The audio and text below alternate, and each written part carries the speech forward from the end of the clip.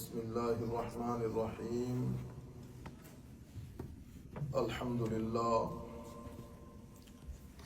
لله رب العالمين والعاقبة للمتقين والصلاة والسلام على سيد الأنبياء والمرسلين وعلى آله الطيبين الطاهرين وأصحابه الهاديين المهديين وعلى الذين اتبعوا بإحسان إلى يوم الدين. أما بعد، فقد قال الله سبحانه وتعالى في القرآن الكريم: بسم الله الرحمن الرحيم. ولكل وجهة هو موليها فاستبقوا الخيرات أينما تكونوا يأتي بكم الله جميعا إن الله على كل شيء قدير. ومن حيث خرجت فولي وجهك شطر المسجد الحرام وإنه للحق من ربك وما الله بغافل عما تعملون.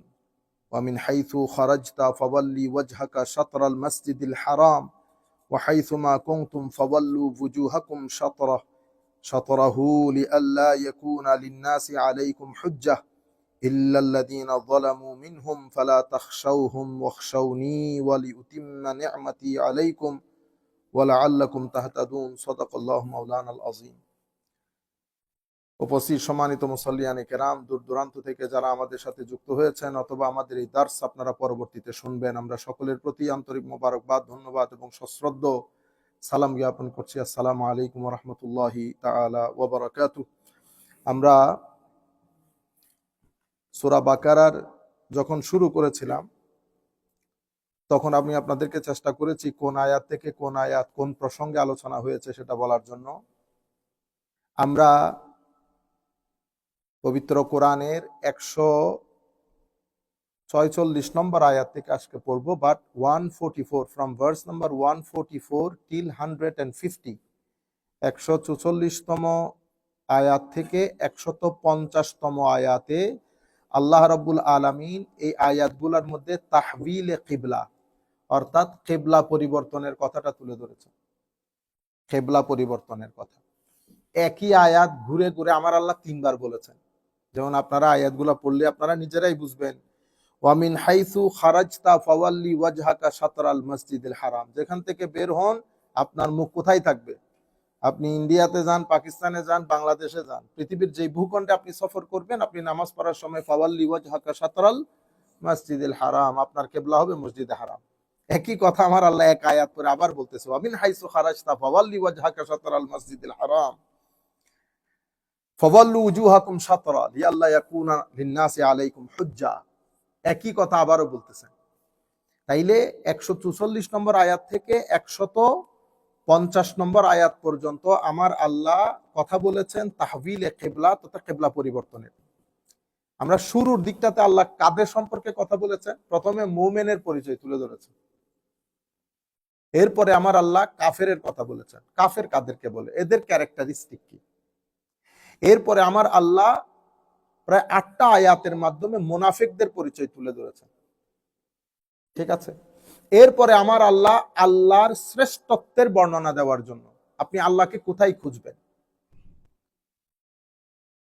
এটা বলার জন্য আমার আল্লাহ কয়েকটা আয়াত ব্যবহার করে পবিত্র কোরআনের অথেন্টিসিটি তুলে ধরেছেন।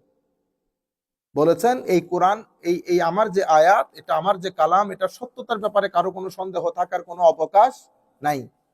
আচ্ছা, এরপরে আমার আল্লাহ আদম আলাইহিস ইসলামের সৃষ্টি সম্পর্কে কথা বলা শুরু করেছেন।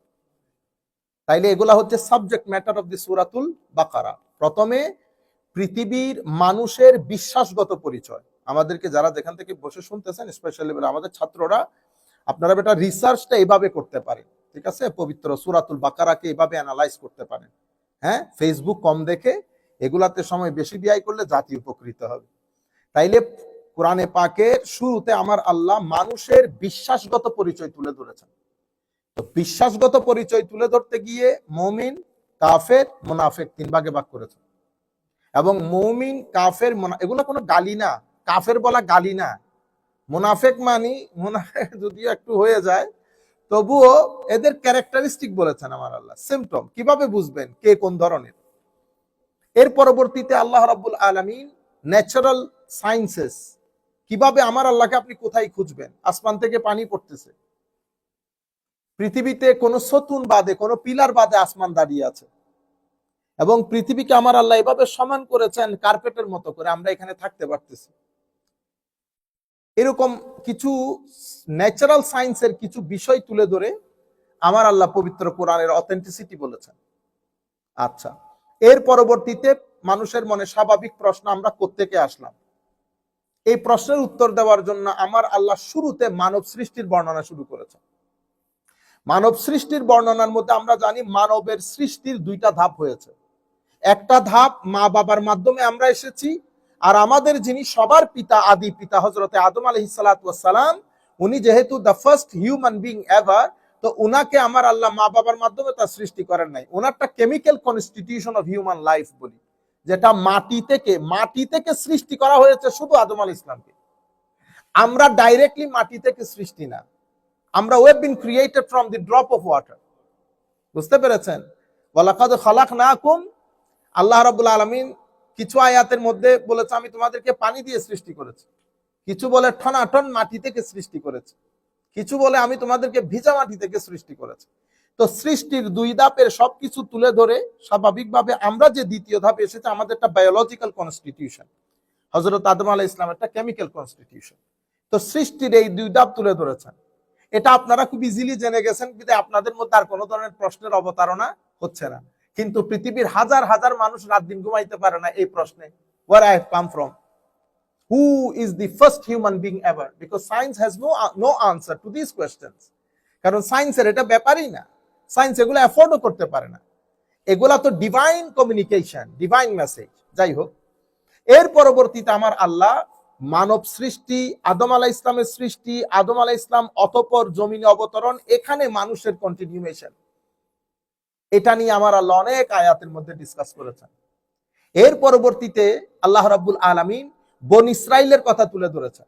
এখন বনি ইসরাইল এসেছে, ওই যে ইসরাইলের মধ্যে হযরত ইসরাইল, আমরা আপনারা জানা মনে রাখার কথা, হযরত ইব্রাহিম আলাইহিস ইসলামের দুই সন্তানের, বুঝতে পেরেছেন, ইসরাইল ইয়ানি ইয়াকুব আলাইহিস সালাম, ইয়াকুব। তাইলে ইয়াকুব থেকে পরবর্তীতে হযরত ইব্রাহিম আলাইহিস সালামের নাতি, হযরত ইব্রাহিম আলাইহিস সালামের নাতি, ওখান থেকে ইসরাইল। তো বনি ইসরাইল কারা, কি ঘটেছিল বনি ইসরাইলের সাথে? মুসা আলাইহিস সালামের সাথে মিশরে যাওয়া, মিশর থেকে অতঃপর ফেরাউন ধ্বংস হওয়া, পুরা বনি ইসরাইলের ইস্যুটা আল্লাহ তুলে এনেছেন। এর পরবর্তীতে ওখানে বনি ইসরাইলে মুসা আলাইহিস সালামের জমানার মধ্যে ওই যে হত্যাযজ্ঞ, অতঃপর একজনে হত্যা করে আরেকজনের নাম দেওয়া, কেন সূরা বাকারার নাম বাকারা রাখা হয়েছে, গাবি রাখা হয়েছে, সেটার বিস্তারিত বর্ণনা দিয়েছে। সেটার বিস্তারিত বর্ণনা দিয়ে আমার আল্লাহ আরেকটা সাবজেক্ট ম্যাটার শুরু করেছে। সেই সাবজেক্ট ম্যাটার হচ্ছে তাহবিলে কিবলা, কিবলা পরিবর্তন। কিবলা পরিবর্তন আমাদের মুসলিম দুনিয়ার জন্য এবং তৎকালীন জমানার জন্য অনেক বড় একটা ইস্যু ছিল। এবং হযরত আব্দুল্লাহ ইবনে আব্বাস রাদিয়াল্লাহু তাআলা আনহুর একটা বর্ণনা মতে, যে এই কিবলার পরিবর্তন, অর্থাৎ এই যে আমরা আগে বাইতুল কুদসের দিকে নামাজ পড়তাম ফিরে, এখন আমরা হারাম শরীফের দিকে নামাজ পড়ি, এই যে কিবলার পরিবর্তন, এই কিবলার পরিবর্তন মুসলমানদের ইতিহাসে, ইসলামিক ক্লাসিক্যাল সায়েন্সের প্রথম নাস্খ মানে হচ্ছে অ্যাব্রোগেশন, অ্যাব্রোগেট করা। আপনারা বলেন না যে অষ্টম সংশোধনী, ষষ্ঠ সংশোধনী, পঞ্চম সংশোধনী, কনস্টিটিউশনের মধ্যে according to the time and situation balance করার জন্য, and to fulfil the demand of time, সময়ের দাবি ফুলফিল করার জন্য কনস্টিটিউশনের কিছু বিষয়ের মধ্যে পরিবর্তন আনতে হয়।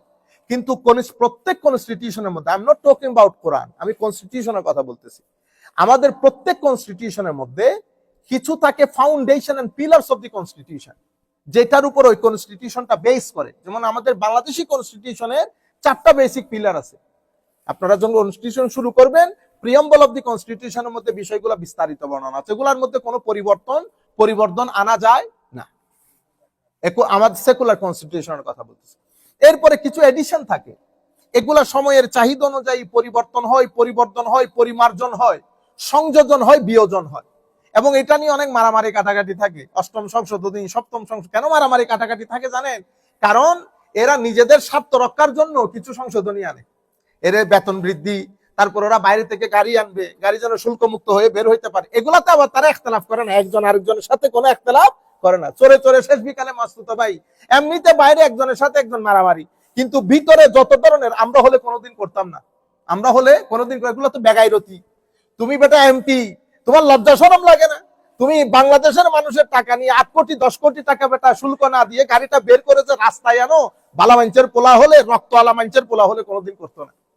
তোমার বাপের দিনের সম্পদ, তুমি বাংলাদেশি নাগরিক, তুমি কেমনে এটা করলা? একটা ব্যক্তি কোর্টে পার্লামেন্টে দাঁড়িয়ে বললো না যে কেন এটা হবে? এমপির কেন আপনার এই ল্যান্ড ক্রুজার ইউজ করতে হবে? থার্ড ওয়ার্ল্ড একটা কান্ট্রি, যে কান্ট্রির মধ্যে 65 to 70% মানুষ রাত্রে তারপরের দিন চুলায় আগুন জ্বলবে কিনা চিন্তা করতে হয়, সে দেশের পোলাপাইন ল্যান্ড ক্রুজার চালায়। হায়াতে ডুবে মরা দরকার, কিন্তু আল্লাহর মেহেরবানি আমাদের উপর, বেশরম বেহায়া বেগাইরত কতগুলা লোক আমাদের মাথার উপরে, তারপরে কোন জায়গার মধ্যে টাই স্যুট লাগাইয়া আসে, আর একটা চোর। আপনারা বুঝতে পেরেছেন? আর আমাদের লোকজন আমার ভাই, তোমার ভাই, অমুক ভাই, আগা নাই মাথা নাই, বেটা চিনস না, জানস না। আপনারা বুঝতে পেরেছেন? আজি আরেকবার দেখলাম গো অমুক ভাই তমুক ভাই, হ্যাঁ অমুক ভাইয়ের কিছু হলে আনোয়ারায় আগুন। ওই এলাকার হসপিটালের মধ্যে একটা এসি নাই, ওই এলাকার হসপিটালের একটা এসি নাই। আরে ভাই সব বাদ দেন, চিটাং মেডিকেলের মধ্যে বার্ন ইউনিটের মধ্যে এসি নাই, এসি ছিল না। এই কিছুদিন আগে লাগানো হয়েছে। আমার ভাই তোমার ভাই, যিনি লাগিয়েছেন উনি কিন্তু আমার ভাই তোমার ভাই না। আগুন লেগে যায় এগুলা যখন আপনারা বলেন, তারপরে বলে কি হুজুর আপনারা কি পলিটিক্স বুঝেন, কোরআন হাদিসের লোক।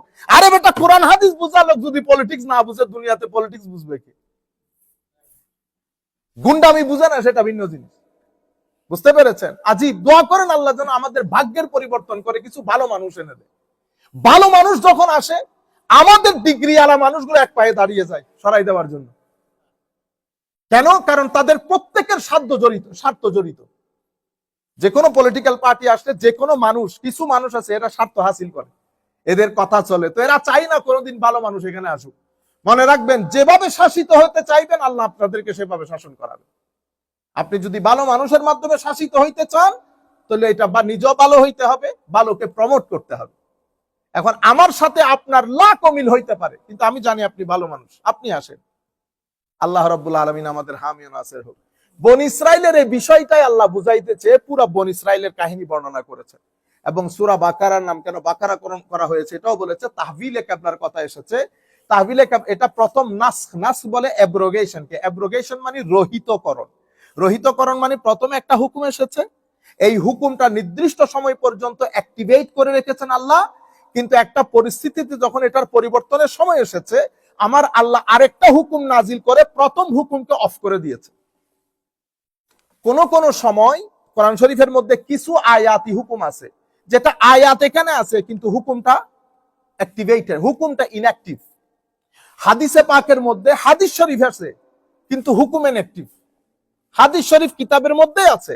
আমার নবী যেমন সাল্লাল্লাহু আলাইহি ওয়াসাল্লাম, যেমন উটের মাংস খাওয়ার পরে অজু, উটের মাংস খাওয়ার পরে অজু, আমার নবী অজু করেছেন। আমার নবী অজু, এক সময় তো আমার নবী যেই সমস্ত জিনিসকে রান্না করে খাইতে হতো, সেটা খাওয়ার পরে আমার নবী অজু করে নামাজ পড়তেন। পরবর্তীতে এই হুকুমটা কি হয়ে গেছে? রহিত হয়ে গেছে।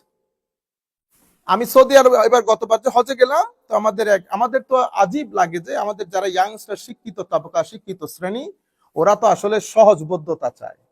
যেখানে সহজ, ওদেরকে যদি বলেন পাঞ্জাগানা নামাজ, এগুলো মৌলবীদের কাজ। আসলে নামাজ হইলো কি?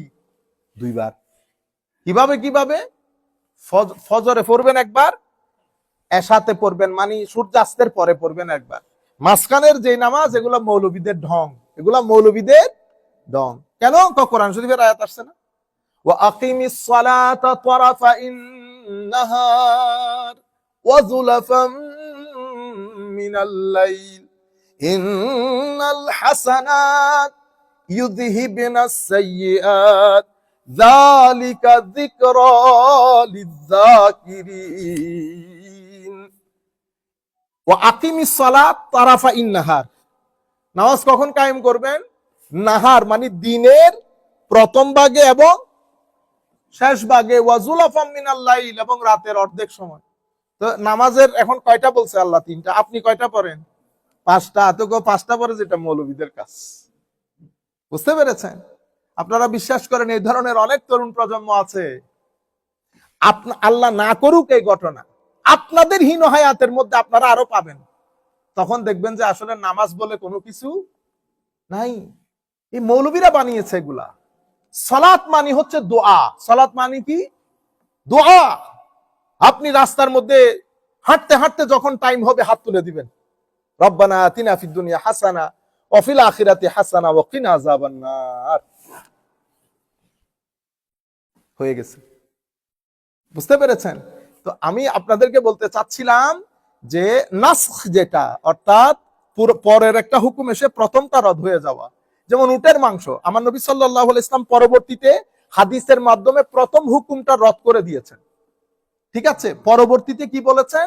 যে যদি আগুন কোনো কিছুকে মাস করে, মানে আগুনের মাধ্যমে আপনি কোনো কিছু পাকাইলে এরপরে আর ওযু করতে হবে না। এখন কোন সময় আমার নবী মুখ দিয়ে বলেছেন, কোন সময় আমার নবী কর্ম করে দেখিয়েছেন। এক সময় দেখা গেছে আমার নবী খেয়েছেন, খাওয়ার পরে ওযু করেন নাই, সরাসরি নামাজে দাঁড়িয়ে গেছেন। এখন এক হাদিস বুখারী শরীফের মধ্যে এসেছে, আর এক হাদিস বুখারী শরীফের মধ্যে আসে নাই। এখন আপনি বলছেন এটা থাকলে তো বুখারী শরীফে আসতো। আমার ভাই, বুখারী শরীফ ইমাম বুখারীর এটা কাজ না তো। ইমাম বুখারীটা হাদিসের কিতাব, এটা ফিকহ ফতোয়ার কিতাব না। সেই কারণে আমার ইমাম বুখারী বলছেন, আমি 6 লক্ষ সনদ একসাথে করেছি, যাচ পড়তাল করেছি, নিরলস পরিশ্রম করেছি। এখান থেকে 1 লাখ হাদিস আমার কাছে সহিহ সাব্যস্ত হয়েছে। সেখান থেকে কিছু সংখ্যক হাদিস আমি আমার কিতাবের মধ্যে অ্যাড করেছি, বাকিটা ছেড়ে দিতে হয়েছে। কেন? কারণ এত সংখ্যক হাদিস যদি একসাথে করে ফেলি তাহলে তো বিশাল ভলিউমিনাস বুক হবে, এটা কেউ আর পড়বে না। এটার উপর ইজমাই উম্মত সাধিত হয়েছে। যে কোনো হাদিসের কিতাব উঠাবেন এই কথাটা পাবেন। আমি এত সংখ্যক হাদিস একত্রিত করেছি, তোর মধ্যে 1 লক্ষ হাদিস আমার কাছে সহিহ সাব্যস্ত হয়েছে, তোর মধ্যে কিছু সংখ্যক হাদিস আমি এখানে অ্যাড করেছি, সংকলন করেছি, বাকিটা তুলের কারণে, বড় হয়ে যাওয়ার কারণে বাদ দিতে হয়েছে। যে কোনো হাদিসের কিতাব। কিন্তু আপনাকে তো পড়তে হবে, এটা তো মেথোডোলজির ব্যাপার, স্টাডির ব্যাপার। আপনি নরমাল গুগল করে করে তারপরে রাস্তা দিয়ে হাঁটতে হাঁটতে মাসলা জিজ্ঞেস করলে তো হবে না। এগুলা তো, যেমন আপনি যদি আমাকে জিজ্ঞেস করেন তো আমরা হাদিস সম্পর্কে কিছু জানি না, আপনি বলবেন হুজুর তো দর্শ করেন যে, তো আমরা আরবি মোটামুটি একটা আইডিয়া আছে, সেই হিসাবে আমি হাদিসগুলো ট্রান্সলেট করে আপনাদেরকে বলতে পারি। কিন্তু হাদিস বিজ্ঞান সম্পর্কে আমার আইডিয়া নাই। কিন্তু হাদিস বিজ্ঞানের উপর লিখিত বইগুলা মোটামুটি আমার লাইব্রেরিতে আছে, আমি প্রথম ডাল হইলো দেখছি। কিন্তু আপনি যদি আমাকে জিজ্ঞেস করেন আপনি এক্সপার্ট কিনা, আমি বলবো আমি এক্সপার্ট না। হুজুর আপনি এটা ফতোয়া দিতে পারবেন, আই এম সরি, আমি ফতোয়া দিতে পারবো না, আমি এক্সপার্ট না। তো ফতোয়ার কিতাব দেখেছেন? ম্যাক্সিমাম আমার লাইব্রেরিতে আছে। বুঝতে পেরেছেন? এক্সপার্ট হওয়া এক জিনিস, ফতোয়া দেওয়া এক জিনিস, আর সেটা সম্পর্কে কিছু আইডিয়া রাখা আরেক জিনিস। আমরা হচ্ছিলাম কিছু আইডিয়া রাখার লোক। তো আমার সাবজেক্টে আমার হাতের দর্শন, আধুনিক চিন্তা চেতনা, থট, তাসাউফ, এগুলো আমার আকীদা, এগুলো আমার বিষয়। তো এগুলা তো কি আমি এক্সপার্ট না? এগুলা তো এক্সপার্ট না। আমরা মধ্যম ক্যাটাগরি, মধ্যমও না, বিলো মধ্যম ক্যাটাগরির লোক। এবার আপনারা আপনাদেরটা বিচার করেন। বুঝতে পেরেছেন? তাহলে ইমাম বুখারী, যেমন আপনারা আমিন জোরে বলেন না, অনেকে আমাদের বাইরে আমিন জোরে বলে না। তো আমি যদি বলি বুখারী শরীফের কোন হাদিসের মধ্যে আমিন জোরে বলার অধ্যায় নেই, তার মানে কি আমিন জোরে বলা এটা শরীয়ত সম্মত না, এটা মনে করবেন। আপনি বলবেন একজনের দৌড় দিয়ে আসছে, হুজুর কি বলেন, আছে তো, আল্লাহ আসতে বাইর করেন, তো বাইর করছে, হুজুর এই তো আল্লাহ, এটা তো অধ্যায়ের নাম। অধ্যায়ের নাম কি? বাবু তামিন বিল জাহার। এই অধ্যায় আমিন জোরে বলার অধ্যায়। তো অধ্যায়ের নামকরণ করছে কে? আমার নবী না, অধ্যায়ের নামকরণ করেছেন যিনি কিতাব লিখেছেন উনি। তো কিতাব লিখেছেন কে? ইমাম বুখারী। ইমাম আল্লাহর মেহেরবানিতে আপনাদের যদি দোয়া সাথে থাকে, আমাদের হাদিসে পাকের কিতাব ধরেন সর্বোচ্চ 1-1.5 মাসের মধ্যে ইনশাআল্লাহ আমরা পাবলিশ করব। সর্বোচ্চ 1-1.5 মাস, প্রায় রেডি আলহামদুলিল্লাহ। তো এই অধ্যায়গুলো রেডি করছে কে?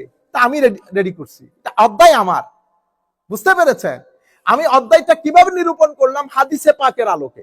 যেমন আমি বলতেছি এই অধ্যায়টা গীবতের অধ্যায়, বাবুল গীবা বা কিতাবুল গীবা, ঠিক আছে? তো আমি গীবত সংক্রান্ত যত হাদিস ওখানে এনেছি, কিন্তু অধ্যায়ের নামকরণ করেছি আমি। আমি আপনাদের বুঝার জন্য বলছি। ইমাম বুখারী রাহমাতুল্লাহ আলাইহি ওয়া নাফা'না বিউলুমিহি ফিদ দারাইনি আমিন।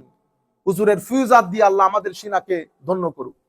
হুজুরে লিখছে কি, এটা হুজুরের গবেষণা, উনি একটা মাযহাব অনুসরণ করেন, তো উনি আমিন জোরে বলাটাকে প্রেফার করেছেন, মাযহাব ওইটা গ্রহণ করেছেন। ওই জন্য উনি অধ্যায়ের নামকরণ করেছেন কি, বাবুল জাহরে বিত তামিন, আমিন জোরে বলার অধ্যায়। কিন্তু ওখানে উনি দুইটা হাদিস এনেছেন, কোন হাদিসের মধ্যে আমিন জোরে বলার কথা নাই। কি আছে, ইজা ক্বাল আল ইমাম ওয়ালাদ-দাল্লিন, যদি ইমাম ওয়ালাদ-দাল্লিন বলে, তা আপনারা কি বলবেন? হ্যাঁ, ফায়াকুল আমিন, আপনারা আমিন বলবেন। আমিন এখানে জোরে বলার কথা আছে? জাহার শব্দ যেটা ইমাম বুখারী ইউজ করেছেন, হাদিসের মধ্যে তো জাহার শব্দটি উল্লেখ নাই। When your imam says ওয়ালাদ-দাল্লিন, you say Amin. Allah Rasul did not mention that you say loudly. Loud, the very word loudly has not been mentioned by Holy Prophet sallallahu alaihi wasallam in the hadith collected by Imam Bukhari. এখন এটার মানে কি? এটার মানে কি জোরে বলা শরীয়ত বিরোধী? লা হাওলা ওয়ালা কুওয়াতা ইল্লা বিল্লাহিল আলিয়্যিল আযীম। আমার নবীর অনেক হাদিসের মধ্যে আমিন জোরে বলার কথাটা এসেছে, কিন্তু ইমাম বুখারীর দৃষ্টিতে হয়তো এটা সহিহ না, সেই কারণে ইমাম বুখারী এই জায়গার মধ্যে হাদিসটা আনেন নাই। যেমন আমার নবী সাল্লাল্লাহু আলাইহি ওয়াসাল্লাম হযরত আয়েশা সিদ্দিকা রাদিয়াল্লাহু তাআলা আনহাকে বলতেছেন, প্রথম যুগে আমার নবী কবর জিয়ারতকে নিষেধ করেছেন। নাহাইতুকুম আন জিয়ারাতিল কুবুর, আমি তোমাদেরকে নিষেধ করছি কবর জিয়ারত যেন তোমরা না করো। তাইলে প্রথমে না করেছে না, এর পরবর্তীতে আমার নবী বলতেছেন আলা ফাজুরুহা, এখন কবর জিয়ারত করো। তাইলে একটা নির্দিষ্ট সময়ে নির্দিষ্ট কারণে কবর জিয়ারতকে নিষেধ করেছেন, একটা নির্দিষ্ট সময়ে নির্দিষ্ট কারণে কবর জিয়ারতকে নিষেধ করেছেন। সেই পরিস্থিতিটা ইমপ্রুভ করার পরে আমার নবী ওই জিনিসটাকে আবার হালাল সাব্যস্ত করেছেন, আলা ফাজুরুহা, এখন জিয়ারত করতে পারবা। তাইলে আলা ফাজুরুহা এটা হচ্ছে নাসেখ, মানে অ্যাব্রোগেটর, এটা রহিত করছে কাকে? কবর জিয়ারত না করার হাদিসটাকে এটা এসে রহিত করেছে। কখনো আমার নবী মুখে বলেছেন, কখনো কর্মে দেখিয়েছেন। তো কর্মে যখন দেখিয়েছেন, সেটা বিভিন্ন হাদিসের কিতাবের মধ্যে ছড়ানো ছিটানো থাকে, সেখান থেকে আমাদের যারা বড় বড় ইমাম, তারা ওই হাদিসগুলা এনে আমাদেরকে শরীয়তের ফিকহ ফতোয়া দিয়েছে। আপনারা বুঝতে পেরেছেন? এখন আপনি যদি সরাসরি হাদিসে পাকের কিতাবে ঢুকে যান, ধরেন আপনি কোনটা রহিতকারী, কোন হুকুম রহিত হয়েছে, এটা আপনি ধরতে পারেন নাই, পথভ্রষ্ট হন নাই। আমার নবী তো প্রথম, ধরেন আমি আপনাকে আরো এক্সাম্পল খোলাসা করে বলি, এটা খুব গুরুত্বপূর্ণ বিষয়। আপনি মোহাম্মদ আবু বকর, ঠিক আছে, আপনি গিয়েছেন আমার নবীর দরবারে। আমার নবী নবুয়ত প্রকাশের প্রথম 5 বছরের মধ্যে আপনি গেছেন। আমার নবী আপনাকে বলেছেন, না বেটা, জিহাদের জন্য অস্ত্র ধরা যাবে না, পরিপূর্ণরূপে ধৈর্য ধারণ করতে হবে, সবর।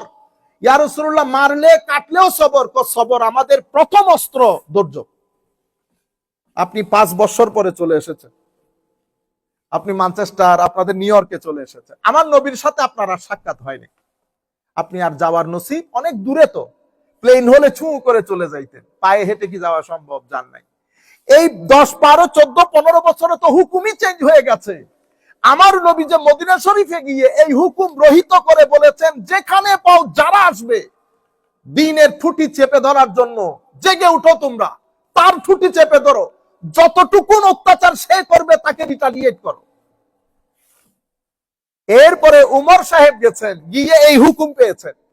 এখন উনি যখন ব্যাক করেছেন, উনি কি প্রথম জন বলতেছেন আমার নবী ধৈর্য ধারণ করতে বলছে, দ্বিতীয় জন কি বলেছে? না, নবী এখন এইটা বলেছেন। সাহাবী সাহাবী সেটেলমেন্ট হয়ে গেছে। ইখতিলাফটা কখন দেখা দিয়েছে? পরবর্তী যুগে এসে।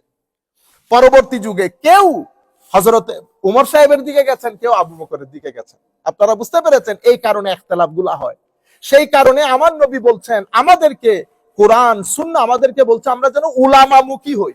উলামা মানে আমাদের মুখী না, উলামা মানে মাদ্রাসার শিক্ষক, ভাইরাল বক্তা, ইউটিউব, ফেসবুক, এগুলা না, জাহেল মূর্খ না।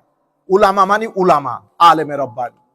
সেই কারণে আমরা মাযহাবের ক্ষেত্রে কুল কায়নাতের লোক যাকে ইমাম হিসেবে গ্রহণ করেছেন, আমরা ইমামে আজম, ইমাম শাফিঈ, আহমদ ইবনে হাম্বল, ইমাম মালিক এবং পরবর্তী যুগের প্রত্যেক সেক্টরের উলামায়ে কেরাম যাদেরকে ইমাম হিসেবে গ্রহণ করেছেন, সেই কারণে মুসলিম মিল্লাতের মধ্যে কোনো ধরনের ফিতনা ফাসাদ হয় নাই।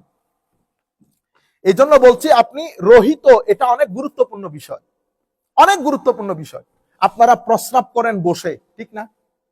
আমরা বসে প্রস্রাব করি, এটা সুন্নতে রাসূল। কিন্তু বুখারী শরীফের মধ্যে শুধু বসে প্রস্রাবের রওয়ায়াত আসে না, এসেছে কোনটা? দাঁড়িয়ে। এটা এখন আপনি কি করবেন? আপনি যদি দাঁড়িয়ে ইচ্ছাকৃত প্রস্রাব করতে যান তাহলে তো গুনাহ হবে। আমল হাদিসের উপরে হচ্ছে কিন্তু গুনাহ হচ্ছে কেন? আপনি রং ট্র্যাকে চলে গেছেন। আপনি আমার নবী যেটা, এই যে ডেভেলপমেন্ট যেটা, সেটার সাথে সাথে আপনি যেতে পারেন নাই। এই জন্য পথভ্রষ্টতা হয়ে যায়, পথভ্রষ্টতা হয়ে যায়। আমি আপনাদেরকে এই যে কিছুদিন আগে বললাম না, কোরআন বলছে ইউদিল্লু বিহি কাসীরা ওয়া ইয়াহদি বিহি কাসীরা। কোরআন এবং কোরআনের মাধ্যমে যে এক্সাম্পল গুলো আল্লাহ সেট করেছেন, অসংখ্য মানুষ পথভ্রষ্ট হয়। যেমন আপনি জেনে শুনে বলেছেন আমার আল্লাহ লজ্জাবোধ করেন, আমার আল্লাহ লজ্জা করেন না, জেনে শুনে বলেছেন। তো জেনে শুনে যদি লজ্জা বুঝে, লজ্জা শব্দটা বুঝে আপনি যদি আমার আল্লাহকে কোরআনে ট্রান্সলেট করতেছেন, বেশি বুঝেছেন। উলামায়ে কেরামের পথ থেকে সরে এসে নিজে বেশি বুঝেছেন। যদি আমার আল্লাহকে জেনে শুনে লজ্জাবোধ করেছেন, বই ইমাম চলে যাবে। কেন? কারণ লজ্জা মানি কোন একটা কাজের কনসিকুয়েন্সের ব্যাপারে ভয় থাকা, ভীত থাকা, সন্ত্রস্ততা থাকা। আমার আল্লাহ কি কারো পাত্তা দিবে? কাউরে কোনো ভীতি, কোনো সন্ত্রস্ততা, কোনো ভয়, স্কেয়ারনেস, কোনো কিছু আমার আল্লাহর আছে? তো আপনি যে বললেন নিশ্চয়ই আল্লাহ লজ্জাবোধ করেন না, তা আপনি বলতেছেন হুজুর হায়া মানি তো লজ্জাবোধ। ও ভাই, সব হায়া দিয়ে তো লজ্জাবোধ হয় না। সেই কারণে আল্লাহর শানে যায় এমন শব্দ ব্যবহার করতে হবে। সেই কারণে আমরা উলামায়ে কেরামের দিকে যেতে হয় এই সমস্ত বিষয়ের ক্ষেত্রে। যাই হোক, যেটা বলতে চাচ্ছিলাম, তো আমার আল্লাহ রাব্বুল আলামিন প্রথম যখন এটা মনসুখ হয়েছে তখন ইহুদিদের মাথা খারাপ হয়ে গেছে। কত বড় কাজ করলেন আপনি! আপনি এখান থেকে, আমাদের কুদস থেকে আপনার চেহারা সরিয়ে আপনি এখন হেরেমে পাকের দিকে ফিরে নামাজ পড়তেছেন। এতদিন বলতো তোমাদের রসুল, তোমাদের নবী বলে ইন্ডিভিজুয়াল ইন্ডিপেন্ডেন্ট নবী, তো আমাদের কিবলার দিকে ফিরে নামাজ পড়ে কেন?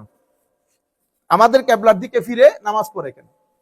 তারা আবার নিজেদেরকে মিল্লাতে ইব্রাহিমা হানিফা, তারা নিজেদেরকে ইব্রাহিমের মিল্লত বলে দাবি করত। তখন আমার আল্লাহ এই 3টা আয়াত নাজিল করলেন। এই প্রথমে 144 থেকে 50 নম্বর আয়াত, কিন্তু ধারাবাহিকভাবে এই 3টা কিবলা পরিবর্তনের ক্ষেত্রে ডাইরেক্টলি বলেছেন। তো এটার অনেক হিকমত বর্ণনা করেছেন উলামায়ে কেরাম, যে 3টা আয়াত একই ধরনের আসার কারণ কি। তো এখন উলামায়ে কেরাম বলতেছেন 3টা আয়াত একই ধরনের আসার কারণ হচ্ছে, প্রথম কিবলা পরিবর্তনের কথা তাদের ব্যাপারে বলা হয়েছে যারা অলরেডি হেরেমে পাকের মধ্যে ছিল।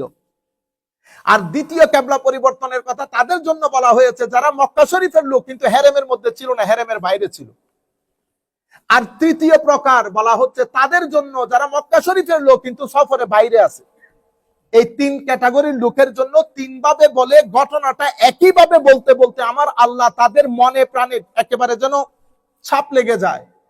সেই কারণে কিবলা আরো প্রথম রহিতকরণ যেন এটা একেবারে ধারাবাহিকভাবে শক্তভাবে এস্টাবলিশ হয়ে যায়, সেই কারণে বারবার আমার আল্লাহ কিবলা পরিবর্তনের কথা বলেছেন।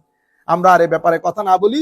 144 থেকে 50, কারণ ইতোপূর্বে অনেক কথা বলেছে এই বিষয়ে। 50 নম্বর আয়াত, এরপরে 151 নম্বর আয়াতে গিয়ে আমার আল্লাহ এখন সাবজেক্ট ম্যাটার পরিবর্তন করেছেন। নতুন সাবজেক্ট কি? নতুন সাবজেক্ট হচ্ছে রসুল প্রেরণ, রসুলের কর্মকাণ্ড। এই ব্যাপারে আমার আল্লাহ কথা বলা শুরু করেছেন। কি বলেছেন? কামা আরসালনা ফীকুম রাসূলাম মিনকুম ইয়াতলু আলাইকুম আয়াতিনা ওয়া ইউযাক্কিকুম ওয়া ইউআল্লিমুকুমুল কিতাবা ওয়াল হিকমা ওয়া ইউআল্লিমুকুম মা লাম তাকুনু তা'লামুন। আমি আপনারা একটু ধৈর্যচ্যুতি না হয় মতো, আমি সম্মানিত আমাদের যে সমস্ত শ্রোতা আছেন, বিশেষ করে মাদ্রাসার বা উলামায়ে কেরাম, দেখেন আপনারা এক একজন এক এক ধরনের তাফসীর দরকার। আমরা কোনো মুফাসসির না, আমরা সাধারণ মুসল্লি নিয়ে বসি, সাধারণ কথাবার্তা বলি। এখন পবিত্র কোরআনের কেউ তাফসীর করে শাব্দিক বিশ্লেষণ, যেমন কামার গ্রামাটিক্যাল অর্থ কি, এই কামা দিয়ে কি বোঝানো হয়েছে, আরসালনার মানে grammatical explanation of the word. আমরা এখানে এটা করি না। দ্বিতীয় বিষয় হচ্ছে প্রত্যেক আয়াতের একদম পৃথক পৃথক অনুবাদ করা, এক্সাক্ট অনুবাদ করা, এটা আমরা করি না। আমরা আবার আয়াতের মধ্যে বালাগাত ফাসাহাত, যেটা অলংকার শাস্ত্র যেটাকে বলে, আমরা সেটাও করি না। সুতরাং এগুলা যদি আপনাদের প্রয়োজন হয়, আপনারা আমাদের বিশুদ্ধবারের দার্সের মধ্যে অনলাইন যেটা করি উলামায়ে কেরামের জন্য এক্সক্লুসিভলি ওখানে শামিল হতে পারেন। এখানে আমাদের সাধারণ মুসল্লি, আর আমি এটা রেখেছি, এটাকে আমরা কোন মেথোডোলজি অ্যাপ্লাই করি, এখানে মেথোডোলজি অ্যাপ্লাই করি। আমরা আয়াতগুলা পড়ি, পড়ার পরে তাফসিরে মাউদুঈ যেটাকে বলে, যেখানে গুরুত্বপূর্ণ বিষয় আছে, সেই বিষয়গুলো সবই তো গুরুত্বপূর্ণ কোরআনের আয়াত, কিন্তু যেগুলো আমাদের জানা প্রয়োজন আমরা সেগুলো একটু বিস্তারিত ভাবে মুসল্লিয়ানে কেরামকে বলি, এবং দূর দূরান্ত থেকে যারা আমাদের সাথে শরীক হন তারাও ব্যাপারগুলো বুঝতে পারেন। সেই হিসাবে আমরা একটু আয়াতের অর্থ বলি, কিন্তু আয়াতের অর্থ এক্সাক্ট না, আমরা ব্যাখ্যামূলক অনুবাদ করি মানুষ যাতে বুঝতে পারে। সাথে আমরা তফসির কারকদেরকেও শামিল করে নেই। আমরা যেখান থেকে তফসির করি সেটা আমি সবসময় বলি, আমাদের ইবনে কাসির আছে, তফসির ইবনে কাসির আছে, আমার উস্তাদ শেখ সাঈদ তানতাবি রহমতুল্লাহি আলাইহির তফসির আল ওয়াসিত আছে, ইমাম রাজির তফসিরে কবির আছে, ইমাম বাগাবি আছে, ইমাম কুরতুবী আছেন, এবং ইমাম ইবনে কাসির আছেন। এগুলার মধ্যে আমরা সীমাবদ্ধ থাকি। যাই হোক, কামা আরসালনা ফীকুম রাসূলাম মিনকুম ইয়াতলু আলাইকুম আয়াতিনা ওয়া ইউযাক্কিকুম ওয়া ইউআল্লিমুকুমুল কিতাবা ওয়াল হিকমা ওয়া ইউআল্লিমুকুম মা লাম তাকুনু তা'লামুন। আরবের মধ্যে, তৎকালীন সমাজের মধ্যে প্রায় মেইনলি দুই ধরনের মানুষ ছিল। এক ধরনের মানুষকে আমরা বলি আহলে কিতাব, আরেক ধরনের মানুষকে আমরা বলি উম্মি। কি বলি? উম্মি। তাইলে আহলে কিতাব কারা? আহলে কিতাব হচ্ছে যাদের উপর আমার আল্লাহ কিতাব নাজিল করেছেন। খ্রিস্টান হযরত ঈসা আলাইহিস সালামের উম্মত, এবং ইহুদি হযরত মুসা আলাইহিস সালামের উম্মত। একজনের কাছে তাওরাত, আরেকজনের কাছে জবুর। আর হযরত দাউদ আলাইহিস সালাম তো আছেই, কিন্তু মেইনলি ওই পেনিনসুলার মধ্যে এই দুই ক্যাটাগরির মানুষকে আমরা আহলে কিতাব বলতাম। আচ্ছা, এদের অপোজিট হচ্ছে উম্মি। তাহলে উম্মি কারা? অমিনহুম উম্মিয়ুনা লা ইয়ালামুনাল কিতাব। ওখানে উম্মি হচ্ছে ওই সমস্ত লোক যাদের উপর কোনো ওহী ইতোপূর্বে নাজিল করা হয় নাই। তারা কোরআন, তারা এই ডিভাইন মেসেজের ব্যাপারে কোনো কিছু জানেই না। যেমন আপনি যদি তাওরাত পড়েন, ওল্ড টেস্টামেন্ট, যেমন আমি যে হযরত আদম আলাইহিস সালামের ঘটনা পড়ছি, আপনি তাওরাতও যদি পড়েন এই ঘটনার মধ্যে 19-20 মিল পাবেন, মেইনলি একই কথা, অনেক বড় জিনিস না সিমিলারিটি থাকা। যেমন হযরত আদম আলাইহিস সালামের সৃষ্টি, আপনি এখানে হয়তো 60 মানে মোটামুটি একটা বড় মিল পাবেন আপনি। কেন? কারণ ওখানে পরিমার্জন হয়েছে ঠিক, কিন্তু সব বিষয় যে পরিবর্তন হয়ে গেছে তা না। আপনি প্রায় ইতিহাসের ক্ষেত্রে যেগুলো কোরআনের মধ্যে ইতিহাস বর্ণিত হয়েছে, তারিখ বর্ণিত হয়েছে, হযরত ইউসুফ আলাইহিস সালামের কাহিনী, হযরত ঈসা, আপনি 50% মিল পাবেন, 50% বরং আরো বেশি মিল পাবেন, 60%। এটা অনেক বড় কথা না? তাদের সাথে আমাদের সিমিলারিটিস আছে। তারা হযরতে আদম আলাইহিস সালাম থেকে শুরু করে তাদের নবী পর্যন্ত সমস্ত নবীকে নবী হিসেবে মানে। শুধু মানে না, সেই সমস্ত নবীর নাম দিয়ে তারা নিজেদের নামকরণ করে। ডেভিড, 1-2 জন আছেন ডেভিড, লাখো মিলিয়ন ডেভিড পাবেন আপনি ওয়েস্টার্ন কান্ট্রির মধ্যে। ডেভিড মানে হযরতে দাউদ আলাইহিস সালাতু ওয়াস সালাম। জোসেফ, আপনাদের এখানে নামটা এখনো শুনি নাই, আমাদের ইংল্যান্ড ইউরোপের মধ্যে মানে এটা খুব soft name, beautiful name, everybody likes it. Joseph হযরত ইউসুফ আলাইহিস সালামের নাম। বুঝতে পেরেছেন? মোজেস, জেসাস কেউ রাখে না, কিন্তু সলোমন রাখে। বুঝতে পেরেছেন? এর পরবর্তীতে ইসহাক, একটা বিখ্যাত নাম, আইজ্যাক, হযরত ইসহাক, আইজ্যাক নিউটন বলেন না, ইসহাক নিউটন আলাইহিস সালাতু ওয়াস সালাম। এরপরে আপনাদের এই যে আমেরিকান যিনি, ওনার নাম কি? আব্রাহাম লিংকন, ঠিক না? আব্রাহাম মানে কে? হযরত ইব্রাহিম আলাইহিস সালাম। তো এরা তো নবী রাসূল, আমরা যেমন মানি অ্যাডাম। অস্ট্রেলিয়ান বিখ্যাত বল মারে যে, এটা কি বলে, বলার অ্যাডাম গিলক্রিস্ট আছে না, হয়তো সেও জানে না তার নাম অ্যাডাম কেন, হয়তো সেও গ্যারান্টি সে জানে না। এটা তো আদম আলাইহিস সালামের নাম দিয়ে তার মা বাবা নামকরণ করেছেন অ্যাডাম গিলক্রিস্ট। আপনারা বুঝতে পেরেছেন? তো এগুলা তো নবীদের নাম, কিন্তু আমাদের হিন্দু সম্প্রদায়, আমাদের ভাইয়েরা যারা আমাদের পাশে থাকেন, তারা কিন্তু এই সমস্ত বিষয়ে কোনো কিছুই জানেন না, কারণ তাদের কাছে ডিভাইন মেসেজ আসে নাই। আমি এখানে একাডেমিক ডিসকাশনে যাব না, আমাদের অনেক ছেলেরা শুনছে, আমি জানি বেটা আপনারা মহাভারত গীতা সম্পর্কে কিছু কথা বলবেন, আমি এখানে সাধারণ মজলিসের মধ্যে আছি, আমি এখন ডিপ ডাউনে যাচ্ছি না। আপনারা যে জিনিসটা বলতে চাচ্ছেন বা চাইবেন, যেগুলো আপনাদের মনের মধ্যে আসতেছে, মোটামুটি আল্লাহ পাকের মেহেরবানিতে আমার আইডিয়া আছে, কিন্তু আমি সাধারণ মজলিসে কথা বলতেছি, আমি অত দূর যাব না। তো আমি বলতেছিলাম আহলে কিতাব আর উম্মি, আহলে কিতাব আর উম্মি। আহলে কিতাবরা একেবারে চৌধুরীর পোলা, বুঝছেন? মক্কা শরীফের মদিনা শরীফের মধ্যে তাদের গোতানির কারণে সাধারণ মানুষ চলতে পারতো না। কেন? তারা মনে করতো তারা এলিট। তারা কি এলিট? তারা সব সোসাইটিতে মিশে না। উম্মি মানে কিতাবপত্র না, একো গাইয়া গাইয়া উম্মি কিতাবপত্র না, বুঝেও না টুঝেও না, এরা কবর আখিরাত কোনো কিছু বুঝেও না। তখন আমার আল্লাহ বলতেছেন, কামার সাল্লা ফিকুম রাসূলাম মিনকুম ইয়াতলু আলাইকুম আয়াতিনা ওয়া ইউযাক্কিকুম। আমার নবীর ব্যাপারে সুসংবাদ দিচ্ছেন। চারটা কারণে মেইন প্রফেটিক রেসপন্সিবিলিটিস, আমার নবীর চারটা মূল দায়িত্ব দিয়ে আমার আল্লাহ তার নবীকে পাঠিয়েছেন। কি কি? ইয়াতলু আলাইহিম আয়াতিহি, অনেক বড় কথা। আল্লাহর আয়াত পৃথিবীর মানুষকে পড়ে শোনানো, আল্লাহর আয়াত। এর পরবর্তীতে ওয়া ইউযাক্কিকুম ওয়া ইউআল্লিমুহুমুল কিতাবা ওয়াল হিকমা। এরপরতে তাসকিয়া। তাসকিয়া মানে আমাদের ভিতরের জগৎকে পরিষ্কার করে, পরিচ্ছন্ন করে, আলোকিত করে আমাদেরকে বদ যত কিছু আছে, বদ আখলাক, বদ আকীদা, সবকিছু থেকে পবিত্র করে আমাদেরকে মানুষ বানানো, মুমিন বানানো, সত্যিকার অর্থে আল্লাহর বান্দায় পরিণত করা। ওয়া ইউআল্লিমুহুমুল কিতাবা ওয়াল হিকমা, এবং আমাদেরকে কিতাবের ব্যাপারে তালিম দেওয়া। এবং আল্লাহর নবী সাল্লাল্লাহু আলাইহি ওয়াসাল্লামের কাছে দুই ধরনের ওহী। কয় ধরনের ওহী? দুই ধরনের। একটাকে বলে ওহী মাতলুব, আর একটাকে বলে গায়র মাতলুব। ওহী মাতলুব মানে এমন ওহী যেটা আমার আল্লাহ সরাসরি আমার নবীকে নাজিল করেছেন, সরাসরি এটা লিপিবদ্ধ হয়েছে। এটা পড়লেও সওয়াব, এটা ধরতে ওযু লাগে, এটা ধরতে ওযু লাগে। যেটা আমার আল্লাহর কাছে, আমার নবীর কাছে আমার আল্লাহ ডাইরেক্ট পাঠিয়েছেন। এটা আমার নবীর শব্দ না, শব্দ আমার আল্লাহর, বিষয়ও আমার আল্লাহর, দাড়িও আমার আল্লাহর, কমও আমার আল্লাহর, সব আমার আল্লাহর। এখানে আমার আল্লাহ বাদে পৃথিবীর কোন সৃষ্টির কোন ইন্টারফিয়ারেন্স নাই। ওহী মাতলুব ধরতে গেলে ওযু লাগে। তা আমাদের এখানে এখন নতুন নতুন মৌলভী বের হয়েছে, এগুলো আমি আপনাদেরকে বলতেছি, ইউটিউবে আছে এই জন্য। হ্যাঁ, ও তো ওয়াজ করতেছে, ইন্না লিল্লাহি ওয়া কোরআন শরীফ ধরতে বলে ওযু লাগে না, বুঝছেন? এগুলো আপনারা শুনিও না। আমাদের মতো যত নতুন নতুন কথা এগুলো আপনারা শুনবেন না। পুরাতন যেগুলো শুনে শুনে আসতেছেন ওগুলোর উপরে থাকবেন। আমরা হইলাম ইমান বিধ্বংসকারী, ইমান বিধ্বংসী। আল্লাহ আমাদের হাত থেকে আপনাদেরকে রক্ষা করুন। তো বলতে যেটা চাচ্ছিলাম সেটা হচ্ছে মতলু, আর একটা হচ্ছে গায়র মতলু। গায়র মতলু মানে বিষয় আমার আল্লাহর, বিষয় কার? আল্লাহর। জবান আমার নবীর, জবান আমার, সাবজেক্টটা আমার আল্লাহ ঢেলে দিয়েছেন তাসাউফুরে মুহাম্মাদির মধ্যে সাল্লাল্লাহু আলাইহি ওয়াসাল্লাম। আর শব্দগুলো আমার নবী, শব্দগুলো আমার নবী। সেই কারণে আমরা এটাকে বলি ইলমুল হাদিস অথবা সুন্নাহ। তাইলে কোরআন মতলু, সুন্নাহ গায়র মতলু। তো সুন্নাহ পড়ার সময় ওযু লাগেনি, সুন্নাহ পড়ার সময় ওযু লাগে না, ফরজ না। কিন্তু সব ফরজ দিয়ে কাজ হয় না। আমরা সুন্নাহ বাদে উলামায়ে কেরামের মুখে শুনেছি, সুন্নাহ বাদে আলেমরা ধরা তো দূরের কথা, মুখে হাদিসও বলতেন না। আদব অনেক বড় জিনিস, আদব অনেক বড় জিনিস। আমার বাবা আমার সামনে বসছে, আমি আমার এখানে বসছি। বেশি বুঝতেছেন না আপনারা? ফরজ বেশি বুঝতেছেন, আমি এখন আপনাদেরকে বুঝাই। আমার বাবা এখানে, আমি এখানে।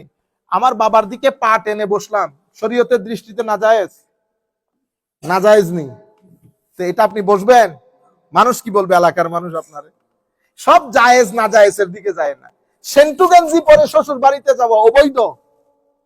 লুঙ্গি পড়লাম, সেন্টু গেঞ্জি পড়লাম, ঠিক আছে, গুস মেরে শ্বশুর বাড়িতে চলে যাব। শরীয়তে এটা হারাম বলে নাই, শরীয়ত বলছে প্রাইভেট পার্ট ঢেকে যাইতে। তো গেছেন, তো যাবেন আপনি। তো সব জায়গার মধ্যে আমরা কেন মাস্টারি করি? হুজুর এগুলো আপনারা বুঝতেছেন না যে কোনো প্রয়োজন না। আমরা বেটা এখন এগুলো আপনি কাকে বুঝাবেন এই দিলের দরদের কথা?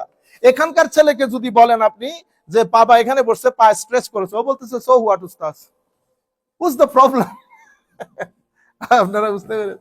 আল্লাহ রাব্বুল আলামিন আমাদের হামি ও নাস। তাই নবী চারটা রেসপন্সিবিলিটি, তিলাওয়াত, তাসকিয়া, তালিম। কিসের তালিম? কিতাবের তালিম, হিকমতের তালিম। হিকমত মানে সুন্নাহ, হিকমত মানে সুন্নাহ, অর্থাৎ কিতাবের ব্যাখ্যা বিশ্লেষণ উম্মতকে জানিয়ে যাওয়া। এই চারটা প্রফেটিক রেসপন্সিবিলিটিস। এর পরবর্তীতে আমরা শেষ করে দিচ্ছি আখেরি কথা। আমার আল্লাহ, আল্লাহুম্মা সাল্লি আলা সাইয়্যিদিনা মুহাম্মাদিন, তোমরা আখেরাত সম্পর্কে অজ্ঞ ছিলা, কবরের জীবন সম্পর্কে অজ্ঞ ছিলা, ঈমান সম্পর্কে অজ্ঞ ছিলা, কিছুই জানতা না তোমরা। সবকিছু জানিয়েছে আমার নবী মাধ্যমে। ওয়া ইউআল্লিমুকুম মা লাম তাকুনু তাআলামুন। এমন সবকিছু তোমরা জানতে পেরেছো যে বিষয় সম্পর্কে তোমাদের কোনো জ্ঞান ছিল না। তো যা আমরা জানতাম না তা আমাদের নবী আমাকে জানিয়েছেন, এখন আপনি বলতেছেন নবী জানেন না। হয়েছে নি কথা? এই ধরনের কথা বলিয়েন না, বেয়াদবি।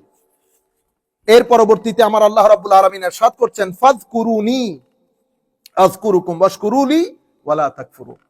সুতরাং এখন আমাদের দায়িত্ব কি? ফাযকুরুনি আযকুরুকুম, তুমি যদি আমাকে স্মরণ করো আমি তোমাকেও স্মরণ করব।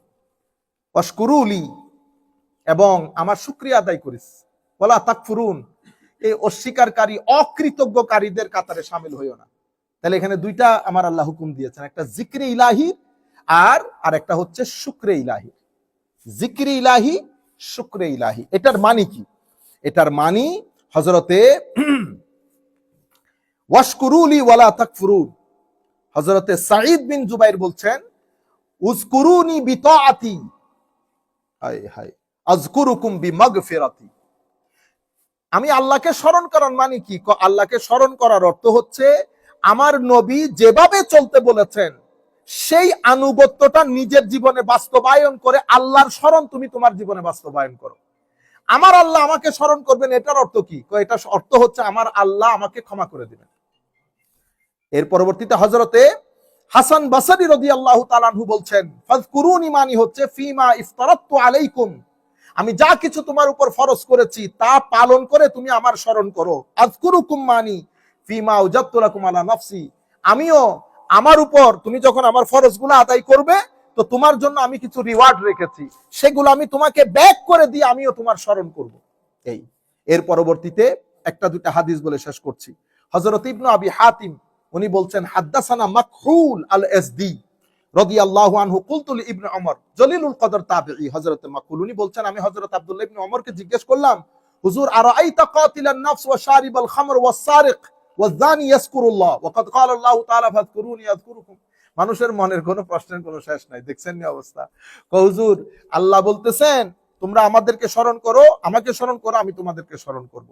তো এখন এক জানি বেবিচারকারী সেও আল্লাহকে স্মরণ করলো, শারিবুল খামর রাত দিন মদ খায় সেও আল্লাহকে স্মরণ করলো, চোর সেও আল্লাহকে স্মরণ করলো, হত্যাকারী সেও আল্লাহকে স্মরণ করলো, তো আল্লাহ কি তাদেরকেও স্মরণ করবে? দেখছেন, প্রশ্ন শুধু আপনাদের না, সেই যুগেও ছিল। তখন হযরতে আব্দুল্লাহ ইবনে ওমর রাদিয়াল্লাহু তাআলা আনহু বলেন, ইজা যাকারাল্লাহ হাযা যাকারাহু বিল্লানাতে, এই সকল ব্যক্তি যদি আল্লাহকে স্মরণ করে আমার আল্লাহ লানত দিয়ে তাদেরকে স্মরণ করবেন। ওয়াসাফাসাকাত হাত্তা ইয়াসকুতা, ততক্ষণ লানত করবেন যতক্ষণ তারা চুপ না হয়ে যায়। যারা বেবিচারকারী, যারা হত্যাকারী, যারা শারিবুল খামর তথা ড্রাঙ্কার্ড, মদ্যপান করে রাত দিন, ইউজ টু এটার উপর, এরা যখন আল্লাহকে স্মরণ করে, হযরতে আব্দুল্লাহ ইবনে ওমর রাদিয়াল্লাহু তাআলা আনহু বলছেন যে যতক্ষণ পর্যন্ত তারা স্মরণ বন্ধ না করবে ততক্ষণ আল্লাহ লানত দেবে তাদেরকে। যাই হোক, আল্লাহ রাব্বুল আলামিন আমাদের সবাইকে ক্ষমা করুক। এই লানত আবার ওই লানত না, কুফরের লানত না। এখানে আরো অনেক ধরনের হাদিস শরীফ আছে, আমি জাস্ট বললাম, আমি জাস্ট আপনাদের বুঝার জন্য হযরত আব্দুল্লাহ ইবনে ওমরের এই হাদিসটা আর একটা হাদিস আর দুইটা হাদিস বলে শেষ করে দিচ্ছি। হযরত রাসূল করিম সাল্লাল্লাহু আলাইহি ওয়াসাল্লাম আন হিশাম ইবনে সাঈদ আন যায়েদ বিন আসলাম আন্না মুসা আলাইহিস সালাতু ওয়াস সালাম, হযরতে মুসা আলাইহিস সালাম আল্লাহকে বলছেন, ইয়া রাব্বি কাইফা আশকুরু। হযরত মুসা আলাইহিস সালাম বলতেছেন, আল্লাহ আপনার শুকরিয়া কেমনে আদায় করি? ক্বালা লাহু রাব্বুহু, আমার আল্লাহ হযরত মুসা আলাইহিস সালামকে বললেন, মুসা তাযকুরুনি ওয়ালা তানসানি, তুই আমাকে স্মরণ করবি, আমাকে ভুলে যাবা না, আমাকে ভুলে যেও না। ফাইজা যাকারতানি ফাকাদ শাকারতানি, তুমি যখন আমাকে স্মরণ করবা এটাই আমার প্রতি তোমার শুকরিয়া আদায়। মানে আমার স্মরণ করা মানে হচ্ছে আমার শুকরিয়া আদায় করা। কিভাবে শুকরিয়া আদায় করবো? আমাকে স্মরণ করে, আমাকে ভুলে যাইও না। এজন্য মুখের মধ্যে কতক্ষণ পর পর একবার আল্লাহ বলে একটু চিন্তা করবেন। আমি আপনাদেরকে বারবার বলি, যে হালতের মধ্যে থাকেন, সুবহানাল্লাহ আলহামদুলিল্লাহ ওয়ালা ইলাহা ইল্লাল্লাহু আল্লাহু আকবার ওয়ালা হাওলা ওয়ালা কুওয়াতা ইল্লা বিল্লাহিল আলিয়্যিল আযীম, এটা আপনারা একেবারে মৃত্যুর আগ পর্যন্ত এটা একেবারে ইউজ টু হয়ে যান এটার সাথে। আপনি সপ্তাহ দেড়েক করার পরে তখন আর আপনি ইচ্ছাকৃতভাবে পড়তে হবে না। এই গাড়ি একবার চালু হবে, এটা আর বন্ধ হবে না, এটা আর বন্ধ হবে না। এবং এমন অবস্থা হয় কি জানেন, এমন অবস্থা হয়, হায় হায়, একটা অবস্থা এমন আসবে যে এই সুবহানাল্লাহ, আর এটা যদি বড় লাগে আপনারা আর একটু ছোটতে আসতে পারেন, সুবহানাল্লাহি ওয়া বিহামদিহি সুবহানাল্লাহিল আযীম ওয়া বিহামদিহি আস্তাগফিরুল্লাহ। বুঝতে পেরেছেন? এটার মাধ্যমে তো ভিতরের রেলের মধ্যে এটা জারি হবে। এটা আপনার ব্যক্তি জীবনকে অনেক বেশি কি বলে শান্ত করবে। এগুলোর মধ্যে ইউজ টু হবেন। আর একটা জিনিস, অজুর হালতে থাকার চেষ্টা করবেন। অজুর হালতে এই এই বর্তমান সময়ে তো এটা খুবই প্রয়োজন। আমাদের ছেলেদেরকেও বলছি যে অজু না ভাঙে মতো অজুর মধ্যে থাকেন। অজুর মধ্যে থাকলে আমাদের জন্য কাপড় যেমন, ইমানের জন্য অজুও তেমন। আমরা যেমন কাপড় ছাড়া বের হব না, কাপড় হচ্ছে আমাদের শরীরের একটা সৌন্দর্য, আর অজু হচ্ছে ইমানের কাপড়। অজুর মাধ্যমে আমরা শয়তানের ওয়াসওয়াসা থেকে প্রায় 50% প্রটেক্টেড হয়ে যায়।